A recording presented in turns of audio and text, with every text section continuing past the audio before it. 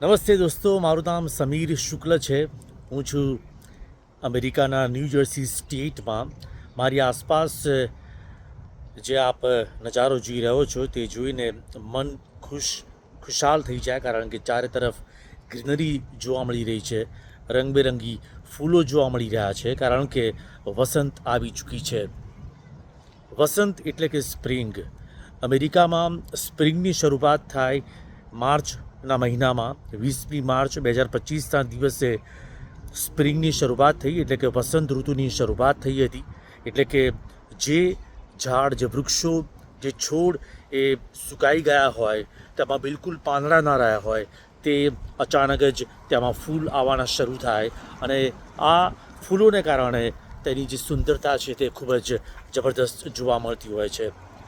તો સ્પ્રિંગની શરૂઆત એ 20મી માર્ચ 2025ના દિવસથી શરૂઆત થઈ, અને 3 મહિના સુધી આ સ્પ્રિંગ રહેતી હોય છે. એટલે કે વસંત ઋતુને તમે માણી શકો છો.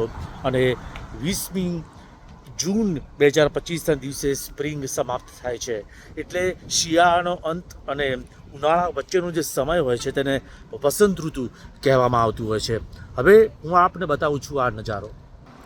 આ જુઓ, મસ્ત મજાનું જે ઝાડ છે તેમાં તેની ડાળી બિલકુલ જે સુકાઈ ચૂકી હતી, તેમાં એક પણ પાંદડા નહોતા, તેમાં બિલકુલ જે ફૂલ નહોતા, પરંતુ આજે આ ફૂલોથી આચ્છાદિત જોવા મળી રહ્યા છે. પિંક કલરના આ ફૂલ જોવા મળી રહ્યા છે. એટલે કે વસંત ઋતુની આ જ મજા છે કે એક જે ઝાડ હોય તે ઝાડમાં તમને ફૂલ જોવા મળે છે. તો શરૂઆતમાં જ્યારે સૂકી ડાળીઓમાં જે ફૂલ આવવાના શરૂ થાય છે, અને ત્યારબાદ થોડા સમય બાદ આ ફૂલો એ જે ખરી પડતા હોય છે, અને ત્યારબાદ માત્ર આ રીતે માત્ર લીલા જે પાંદડા જોવા મળતા હોય છે.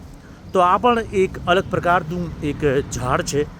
તો જ્યાં સૌથી પહેલાં સફેદ કલરના ફૂલો આવ્યા હતા, અને થોડો સમય આ ફૂલો રહ્યા બાદ તે ખરી પડ્યા, અને તેમાં લીલા પાંદડા આવી રીતે જોવા મળ્યા હતા.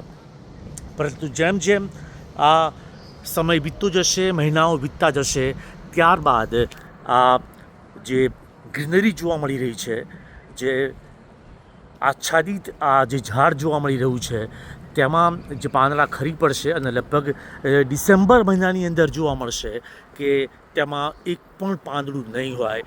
તેમાંથી એ પાંદડાઓ ખરી પડશે, અને ફરીથી પાનખરની શરૂઆત થશે. તો આ કુદરતનો જે આ નજારો આપ જોઈ રહ્યા છો, અને આ જ કુદરતનો જે ક્રમ જે છે કે ભલે કોઈ પણ ઝાડ એ ફૂલોથી આચ્છાદિત હોય, લીલા પાંદડાઓથી આચ્છાદિત હોય, પરંતુ એક સમય એવો આવે છે કે તેમાં બિલકુલ પાંદડા રહેતા નથી, તેમાં માત્ર ડાળીઓ જોવા મળે છે. એટલે કે જાણે કે આખું વૃક્ષ એ સુકાઈ ગયું હોય, તેમાં બિલકુલ કોઈ જીવ ના રહ્યો હોય તેવું લાગે. પરંતુ દરેક પાનખર બાદ વસંત ઋતુ આવે છે, અને એ વસંત ઋતુમાં તમને આ રીતે ફૂલો જોવા મળે છે. તો દરેક વ્યક્તિના જીવનમાં પણ કંઈક આવું છે. પાનખર પછી વસંત જરૂરથી આવે છે, અને આ વસંતની રાહ જોઈને જ વ્યક્તિએ શીખવાનું છે કે ગમે તેટલા ઉતાર ચઢાવ આવે જીવનમાં, પરંતુ આ રીતે વૃક્ષ આપણને બતાવે છે કે દરેક પાનખર બાદ વસંત જરૂર આવે છે.